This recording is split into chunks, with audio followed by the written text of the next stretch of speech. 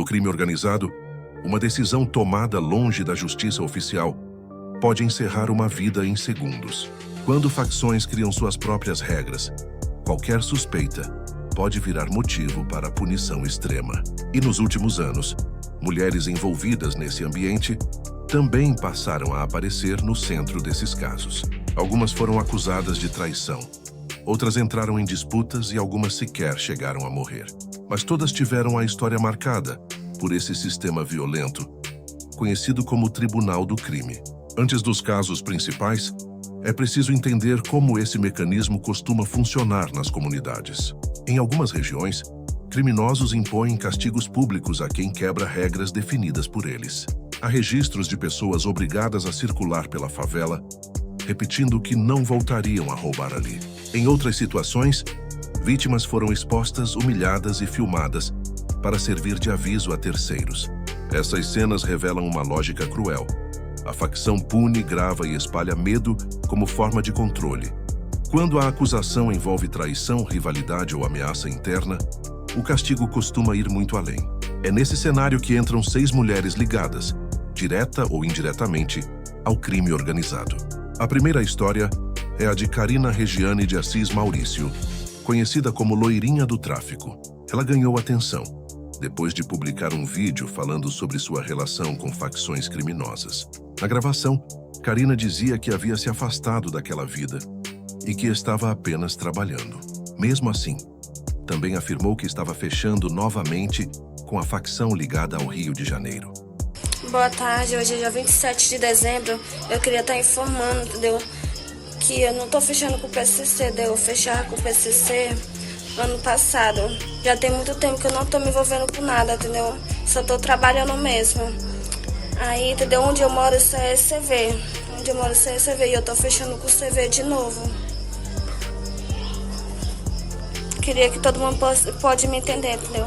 Segundo a investigação citada no caso, aquela declaração teria mudado o rumo da vida dela.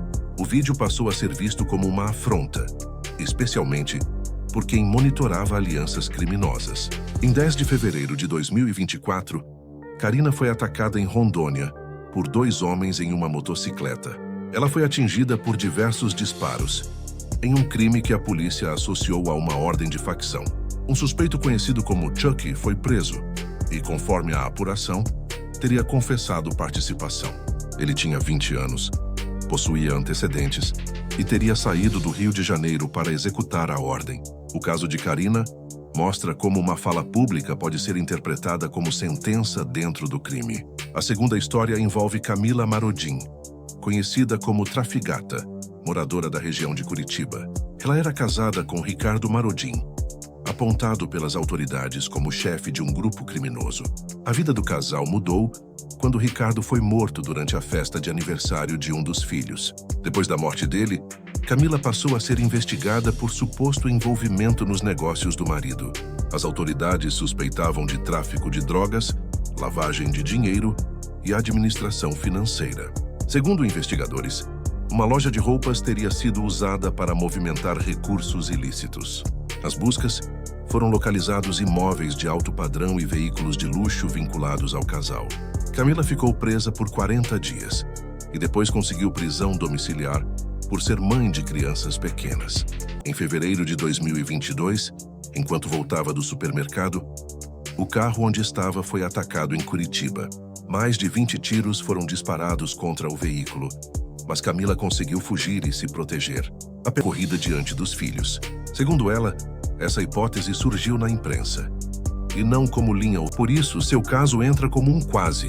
O ataque aconteceu, mas a execução não se consumou. A terceira personagem é Rayane Nazarete Cardoso da Silveira, conhecida nacionalmente como Hello Kitty. Natural de Niterói, ela se tornou uma das figuras femininas mais comentadas do crime no Rio. Em determinado momento, chegou a se aproximar da igreja e também cantou em ambiente religioso. Mas, segundo os relatos, acabou retornando ao universo criminoso que já fazia parte de sua trajetória.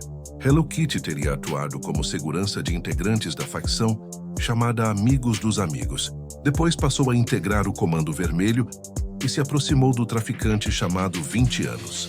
Ela também era conhecida por exibir armas nas redes, algumas pintadas com cores chamativas. Contra ela, havia mandados de prisão e acusações ligadas a assaltos, além de atuação em facção. Em 16 de julho de 2021, ela e 20 anos morreram durante uma operação no Complexo do Salgueiro. A ação começou após uma denúncia anônima sobre um sequestro que depois foi considerado falso. Esse detalhe abriu dúvidas sobre quem realmente teria conduzido os agentes até aquele ponto da comunidade. Uma hipótese investigada dizia que a informação poderia ter sido usada como uma espécie de armadilha. Outra possibilidade discutida era que rivais internos ou externos tivessem indicado a localização. O caso segue cercado por versões, mas reforça como alianças frágeis podem virar risco fatal. A quarta história é a de Sônia Aparecida Ross, mais conhecida no submundo como Maria do Pó. Diferente das demais, ela não ficou marcada por um vídeo recente, mas por décadas de atuação. Natural do interior paulista, Sônia foi apontada como peça importante no tráfico desde os anos 80. Segundo as autoridades, ela abastecia regiões de São Paulo com entorpecentes vindos da Bolívia. Com o tempo, ganhou respeito dentro do crime e manteve contato com grandes organizações criminosas. Esse poder incomodava porque, naquele ambiente, uma mulher em posição de comando quebrava padrões.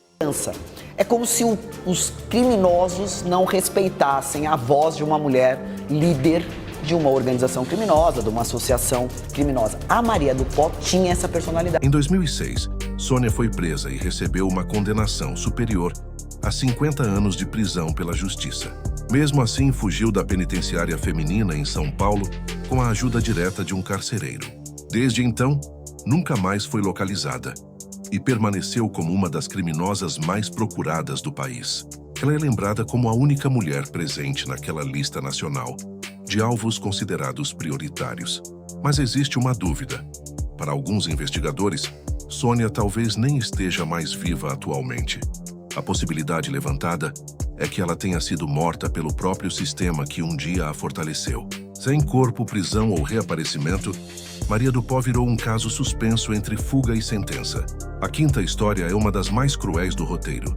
Kate Azeredo da Silva, de apenas 21 anos. Em fevereiro de 2014, ela foi morta em São Gonçalo, no Rio de Janeiro, após ser capturada. Segundo a apuração, Kate teria se envolvido com um homem ligado a uma facção rival da região.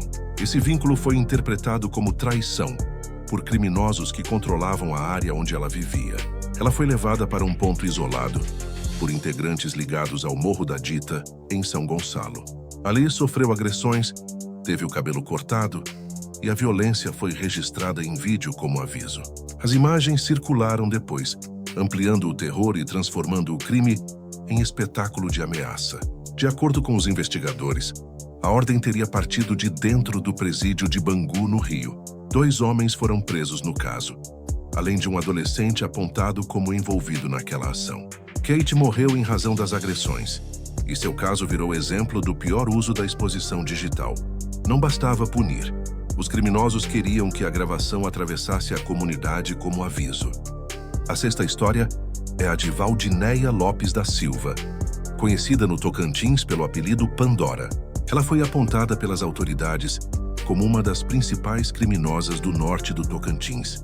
Em Nova Olinda, seu nome já era conhecido em investigações sobre comércio de entorpecentes.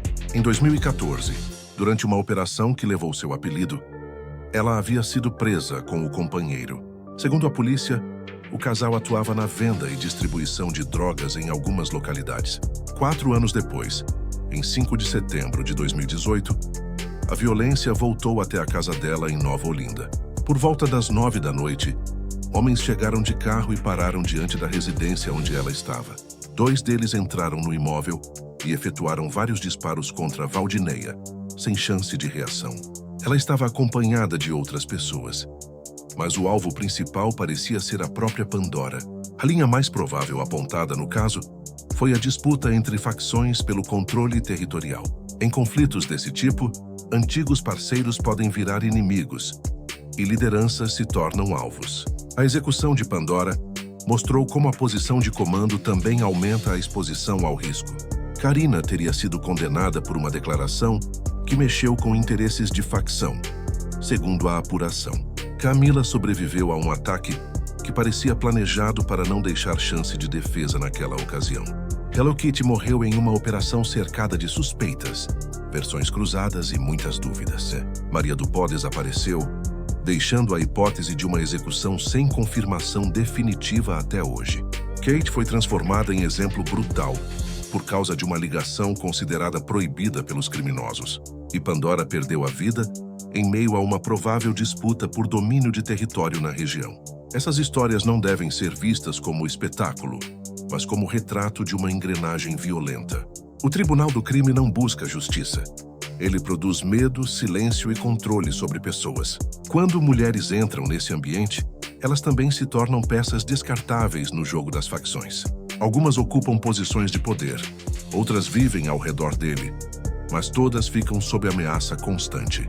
No fim, a mesma estrutura que promete proteção cobra obediência com consequências irreversíveis.